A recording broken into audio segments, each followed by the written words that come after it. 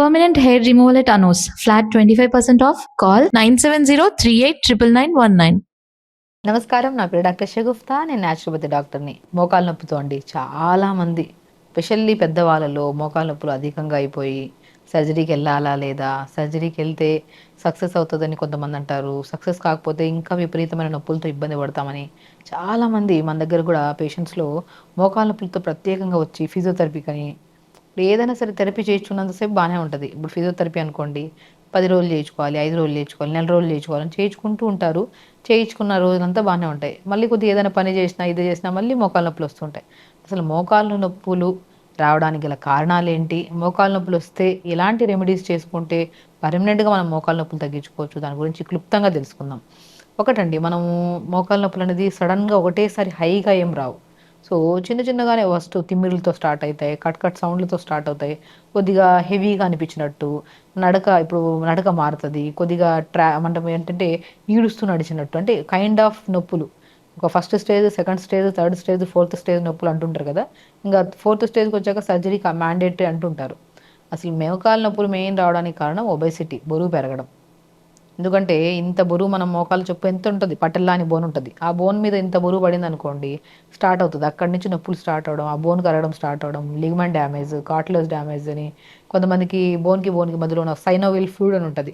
ఎలాంటిదంటే ఇప్పుడు జిగురు పదార్థం అని ఉంటుంది. ఆ జిగురు పదార్థం లేదనుకోండి, ఇప్పుడు ఏదైనా సరే మనం ఇలా రబ్ చేస్తూ ఉంటే వేడి ఎక్కువ అయిపోతుంది, నొప్పి కూడా మనకి ఇంత చూడండి. ఇందులో ఏదైనా లిక్విడ్ వేసామనుకోండి, అది ఆయిల్ కానీ ఏదైనా మనం అలోవెరా జెల్ కానీ ఏదైనా రాసామనుకోండి, అప్పుడు స్మూత్ ఉంటుంది. లేదంటే ఇలా రాస్తూ రాస్తూ రాస్తున్న కొద్ది ఏమవుతుంది, వేడి ప్రొడ్యూస్ అయ్యి చేతుల మధ్యలో మంట కూడా పుడుతుంది. అలాగే ఒక బోన్కి మధ్యలో ఒక చిన్న బోన్ ఉంటుంది, దాన్ని పటెల్లా అంటారు. మధ్యలో ఒక లిక్విడ్ ఉంటుంది. ఆ లిక్విడ్ ఉన్నంత కొద్ది మనం నడుస్తూ కూర్చున్నా నడిచినా ఏదైనా ప్రొటెక్ట్ చేస్తుంది. ఆ గుజ్జు ఎప్పుడైతే తగ్గిపోతుందో, గుజ్జు ఎప్పుడైతే మనకి తగ్గిపోవడము లేదంటే సైడ్కి వెళ్ళడము, అప్పుడు ఏమవుతుంది, బోన్కి మధ్యలో ఇలా రబ్బింగ్ ఎక్కువ అయిపోయి హీట్ అయిపోయి మంట, కూర్చుకున్నట్టు అనిపించడం, డిస్కంఫర్ట్గా అనిపించడం, ఇవన్నీ జరుగుతాయి. సో కాబట్టి ఈ బోన్కి ఇది మోకాలు అనుకోండి, బోన్కి మధ్యలో ఒక లిక్విడ్ ఉంటుంది. ఆ లిక్విడ్ చాలా ఇంపార్టెంట్. ఎప్పుడైతే ఆ లిక్విడ్ తగ్గిపోతుందో, ఎందుకు తగ్గిపోతుంది ఆ లిక్విడ్, ఆహారంలో కొంత భాగం, శరీరంలో అధికంగా బరువు ఉండడం వల్ల కొంత భాగం, కొంతమంది ఎక్సర్సైజ్ లేకపోవడం వల్ల కొంత భాగం. సో ఈ కారణాల వల్ల మనకు మోకాలు నొప్పులు వస్తాయి. సో కాబట్టి మనకు సర్జరీ అయిన తర్వాత కూడా ఏం చేస్తారు, ఆ లిక్విడ్ ఇంజెక్ట్ చేయడము లేదంటే ఆ బోన్కి మధ్యలో ఓ ప్రొసీజర్ ఉంటుంది, అది చేస్తారనమాట. అది చేయించుకుంటే కొన్ని రోజులు కూర్చోవద్దు కిందన, కొన్ని రోజులు మనం జాగ్రత్తగా ఉండాలని చెప్తూ ఉంటాం. ఆ ప్రికాషన్స్ తీసుకోకపోవడం వల్ల సర్జరీ చేసాక కూడా సక్సెస్ కాక చాలామంది ఇబ్బంది పడుతుంటారు. కాబట్టి ఇలాన్నిటి డౌట్స్కి మోకాలు నొప్పులు మెయిన్ రావడానికి కారణం ఏంటి, ఒకటి 80% బరువు. సో బరువును మనం మ్యాక్సిమం మెయింటైన్ చేసుకోవాలి. చాలామందిలో బరువు అధికంగా ఉండిపోవడం అనేది ఆడవాళ్ళలో ప్రత్యేకంగా మోకాలు నొప్పులు చాలా అధికంగా ఉంటాయి. ఎందుకంటే డెలివరీస్ అయిన తర్వాత, మెనోపాజ్ టైంలో కొద్దిగా క్రేవింగ్స్ ఎక్కువైపోవడము, లేదంటే ఫుడ్ అనేది ఎక్కువగా తీసుకోవడము, లేదంటే టైం దాటిన తర్వాత తినడము. మ్యాక్సిమం మోకాలు నొప్పులు ఉన్న వాళ్ళలో 70-80% అధిక బరువు ఉండడం వల్ల అంటున్నాం కదా. ఈ అధిక బరువు కూడా తినడం వల్ల వచ్చిందా అంటే తినడం వల్ల కాదు, తినకపోవడం వల్ల వచ్చిన అధిక బరువు ఇది. పొట్ట బ్లోట్ అయిపోవడం, గ్యాస్ లాగా ఫామ్ అయిపోయి టైంకి తినకపోవడం, పొద్దున టిఫిన్ 10 గంటలకు తినడం, లంచ్ 2 గంటలకు తినడం, డిన్నర్ వచ్చాక 10-10:30కు తినడం, ఇలాంటి హ్యాబిట్స్ ఉంటే బరువు అధికంగా కాదు ఇంకా ఎక్కువ పెరిగిపోయి మోకాలు నొప్పులే కాదు, ఇంకా విపరీతమైన నొప్పులు కూడా వస్తాయి. కాబట్టి మనం వెయిట్ని మెయింటైన్ చేసుకోవడం మెయిన్ మనకి మోకాలు నొప్పులు తగ్గడానికి చాలా యూజ్ అవుతుంది అనమాట. ఎలాగ వెయిట్ తగ్గించుకోవాలంటే కొద్దిగా మెంతులు, కొద్దిగా సోంపు, జీలకర్ర, ఈ 3 అద్భుతమైన ఇంగ్రీడియంట్స్ బరువు తగ్గించడానికి. మెంతులు 1/2 స్పూను, జీలకర్ర 1/2 స్పూను, సోంపు ఉంటే సోంపు 1/2 స్పూను.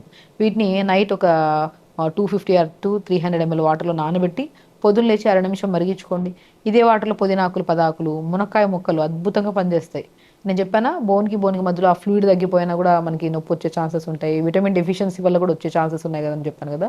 మునక్కాయ ముక్కలు ఎప్పుడైతే 2-3 ముక్కలు దంచి ఒక 250 ml వాటర్లో జీలకర్ర, మెంతులు, సోంపు, ఫ్లాక్స్ సీడ్స్ ఉంటే అవి కూడా యాడ్ చేసుకోవచ్చు, ఏవైతే ఉన్నాయో అవి యాడ్ చేసుకోవచ్చు. జీలకర్ర, మెంతులు, సోంపు అయితే మ్యాండేటరీ. పుదీనాకులు, చిన్న అల్లం ముక్క, ఇవి నైట్ నానబెట్టి పొద్దున్న లేచి లైట్గా మరిచుకొని తాగండి.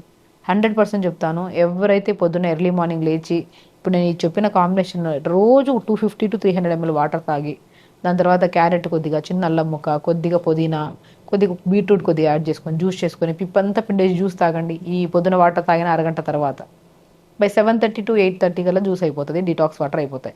దాంతో లంచ్ మనం బ్రేక్ఫాస్ట్కి వచ్చాక లిమిట్గా బ్రేక్ఫాస్ట్, రాగి పిండిలో కొద్ది జొన్న పిండి కలుపుకొని, తోటకూర విత్తనాలు నేను చాలా వీడియోస్లో చెప్పాను, మోకాలు నొప్పులు తగ్గాలంటే బి కాంప్లెక్స్ విటమిన్ చాలా ఇంపార్టెంట్.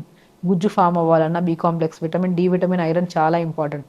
అవి తగ్గిపోతేనే ఈ మనకి లిగమెంట్స్లో కానీ ఈ ఫ్లూయిడ్ తగ్గిపోవడం అనేది జరుగుతూ ఉంటుంది. సో అన్ని సమపాలంలో దొరికేది ఏమైనా ఉన్నాయంటే తోటకూర విత్తనాలు. తోటకూర విత్తనాల పౌడర్ కొద్దిగా, రాగి పిండి కొద్దిగా, జొన్న పిండి కొద్దిగా 3 కలిపేసుకొని రాగి గంజిలాగా చేసుకొని తాగండి. గంజి ఎలా చేస్తాం? జావ చేసుకొని కొన్ని పంకిన్ సీడ్స్, కొన్ని వాటర్మిలన్ సీడ్స్, కొన్ని సన్ఫ్లవర్ సీడ్స్, పూల్ మకానా కూడా అద్భుతంగా పనిచేస్తాయి నొప్పులు రాకుండా. తెల్ల నువ్వులు ఇవన్నీ ఒక బాక్స్లో కలిపి పెట్టుకొని 2 స్పూన్లు జావలో కలుపుకొని తినండి. ఎందుకు చెప్తున్నా అంటే నేను ఆల్మోస్ట్ చాలామందికి ఒక ఆయిల్ చెప్పాను, అది అద్భుతంగా పనిచేస్తుంది అని చెప్తుంటారు చాలామంది. అప్లై చేస్తున్నంతసేపు మనకు తగ్గి మళ్ళీ 9 రోజుల తర్వాత మళ్ళీ వచ్చింది అనుకోండి, ప్రయోజనం ఉండదు కదా. మనం తీసుకుంటున్న ఆహారంలో బలం ఎక్కువగా ఉండి దాని తర్వాత ఈ ఆయిల్ అప్లై చేసామనుకోండి, మోకాళ్ళ నొప్పులు పర్మనెంట్ సొల్యూషన్ అనమాట. కాబట్టి pumpkin seeds, watermelon seeds, sunflower seeds, pool makhana, తెల్ల నువ్వులు అన్నీ 50 గ్రాములు తీసుకొని ద్వారగా కలుపుకొని ఒక బాక్స్లో పెట్టుకొని మీరు రాగి గంజి చేసుకున్న, తోటకూర విత్తనాల పౌడర్తో గంజి చేసుకున్న, జొన్న గంజి చేసుకున్న, లేదంటే 3 కలిపి దోశలాగా వేసుకున్న, ఈ విత్తనాలు ఒక 2 స్పూన్లు కలుపుకొని తీసుకున్నారనుకోండి, స్ట్రెంత్ వస్తుంది. మీరు తీసుకుంటున్నది మోకాళ్ళ నొప్పులకైతే దానివల్ల మనకి బరువు ఉంటే బరువు తగ్గడానికి యూజ్ అవుతుంది. లో క్యాలరీస్ ఫుడ్ కాబట్టి స్ట్రెంత్కి కూడా చాలా యూజ్ అవుతుంది. అండ్ వెయిట్ తగ్గి బోన్స్ స్ట్రాంగ్ అయ్యి మజిల్ కూడా హెల్తీగా ఉంటుంది. కాబట్టి జావాలు ఎలాగ తీసుకొని లంచ్కి వచ్చాక ఒక పట్టు బ్రౌన్ రైస్ దొరుకుతాయి కదా, ఆ బ్రౌన్ రైస్, ఎక్కువ కూరలు, ఆకుకూర ఫ్రై తీసుకోవడం. ఎర్లీగా డిన్నర్ తగ్గించి మనం డిన్నర్ కూడా 9, 9:30, 10 తింటే డైజెషన్ అవ్వక నిద్ర సరిగా రాదు. దానివల్ల కూడా నొప్పులు వచ్చే ఛాన్సెస్ ఉంటాయి. కాబట్టి ఎర్లీగా డిన్నర్ 6:30 కల్లా డిన్నర్ చేయడం. సేమ్ ఇదే పద్ధతి చేయండి. నీళ్ళు బాగా తాగండి, ఎర్లీగా లెగండి, ఎర్లీగా పడుకోండి. ఇంతే సింపుల్ టెక్నిక్స్ చేయడం వల్ల మనం 70% మోకాళ్ళ నొప్పులు రావడానికి మెయిన్ కారణం ఏమన్నాం? అధిక బరువు. ఆ బరువును తగ్గించడానికి ఈ క్రమ పద్ధతిలో డైట్ ఫాలో అయితే ఆటోమేటిక్గా బరువు స్లోగా క్రమంగా తగ్గడమే కాకుండా మనం ఈ డైట్లో స్ట్రెంథనింగ్ కూడా ఇచ్చాం ఫుడ్. ఆ స్ట్రెంథనింగ్ ఫుడ్ ఏదైతే ఉందో మోకాళ్ళలో గుజ్జు ఫామ్ అయ్యి మోకాళ్ళ నొప్పులు తగ్గడానికి కూడా యూజ్ అవుతుంది. కాబట్టి అలా తీసుకోవడం. సాయంత్రం పూట మునక్కాయ ముక్కలు, సొరకాయ, బీరకాయ, టమాటా కొద్దిగా ఇంకేమైనా ఉంటే బ్రొకోలీ అవన్నీ వేసి కొద్ది వాటర్ వేసి కొద్ది పసుపు వేసి కుక్కర్ కానీ గిన్నె కానీ పెట్టేసి ఒక 3-4 నిమిషాల తర్వాత తీసి అంతా స్మాష్ చేసి సూప్ తాగండి. ఈ సూప్లో కూడా మంచిగా విటమిన్ ఏ ఉంటుంది, జింక్ ఉంటుంది, అండ్ మెగ్నీషియం ఉంటుంది, B12 ఉంటుంది, డి విటమిన్ ఉంటుంది, ఐరన్ ఉంటుంది. ఇందులో కొద్ది పాలకూర, మునగాకు కూడా యాడ్ చేయండి. అన్ని సంపూర్ణ విటమిన్స్ ఉంటాయి. కాబట్టి ఇది రాత్రిపూట మనం డిన్నర్ లాగా తీసుకున్నాం అనుకోండి, బరువుకు తగ్గుతాము. విటమిన్స్ అన్నీ సంపూర్ణంగా దొరుకుతున్నాయి కాబట్టి బోన్ స్ట్రాంగ్గా ఉంటుంది, మజిల్ స్ట్రాంగ్గా ఉంటుంది. ఆ సైనబుల్ ఫుడ్ ఫామ్ అవ్వడానికి కూడా చాలా యూజ్ అవుతుంది. వెరీ సింపుల్ అండి.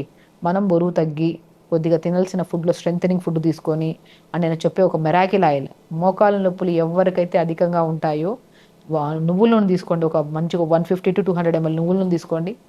50 grams వాము పువ్వు అని దొరుకుతుంది, ఆయుర్వేద షాప్స్లో దొరుకుతుంది, ట్రై చేయండి. వాము పువ్వు, పుదీనా పువ్వు, కర్పూరం, ఈ మూడుని 150 to 200 ml నువ్వుల నూనెలో వేసేసి, వాముదం నూనెలో కానీ నువ్వుల నూనె కానీ వేసిన వెంటనే డైల్యూట్ అయిపోతుంది. అప్పుడు ఘాట్ వచ్చేస్తుంది ఆయిల్ని మోకాళ్ళ కింద భాగంలో, పై భాగంలో మంచిగా అప్లై చేసుకోండి. ఇది అప్లై చేసే ముందు ఒక ఐస్ ముక్కని, అవిసె విత్తనాలు ఉన్నాయి కదా ఇంట్లో, అవిసె విత్తనాలని పౌడర్ చేసేసుకోండి. 1 గ్లాస్ నీళ్ళలో అవిసె విత్తనాల పౌడర్ 1 స్పూన్ వేసి కలపండి. కలిపి ఒక ఐస్ ట్రేలో మొత్తం వాటర్ వేసేసిండి. ఐస్ క్యూబ్ అవుతుంది కదా, అవిసె విత్తనాలతో చేసిన ఐస్ క్యూబ్ని మోకాళ్ళ చుట్టూ భాగంలో ఎక్కడ నొప్పులున్నా, మీకు షోల్డర్ పెయిన్ ఉందా, ఎల్బో పెయిన్ ఉందా, జాయింట్ పెయిన్స్ ఉన్నా, ఎక్కడ పెయిన్ ఉన్నా అవిసె విత్తనాల పౌడర్తో చేసిన ఐస్ క్యూబ్ని తీసుకొని మంచిగా నొప్పున్న చెట్టులో రాసేసుకొని ఒక తడి క్లాత్తో తుడిచేసి, దాని తర్వాత నేను చెప్పిన వాము పువ్వు, పుదీనా పువ్వు, కర్పూరం ఈ నువ్వులను వేసేసుకొని కలిపేసి ఆ ఆయిల్ని బాగా అప్లై చేయడం స్టార్ట్ చేయండి.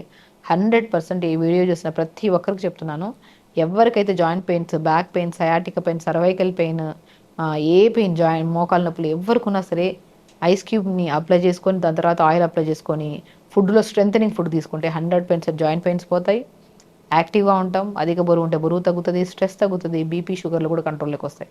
మనం ఆహార నియమాల్లో తీసుకోవాల్సిన జాగ్రత్తలు ప్రాపర్గా తీసుకొని, తొందరగా పడుకొని, తొందరగా లేచి, గట్ని క్లీన్గా ఉంచుకొని, ఆలోచనలు పాజిటివ్గా ఉండి, మనం చేసే ప్రతి పని మన శరీరంలో ఉన్న ఆ సమస్యను తగ్గించడానికన్నా పాజిటివ్ థింకింగ్తో చేస్తే 100% ఆ సమస్య తగ్గుతుంది. అండ్ హెల్దీగా ఉంటాం, యాక్టివ్గా ఉంటాం. సో ఖచ్చితంగా చేయండి. హెల్దీగా ఉండండి, హ్యాపీగా. నమస్కారం.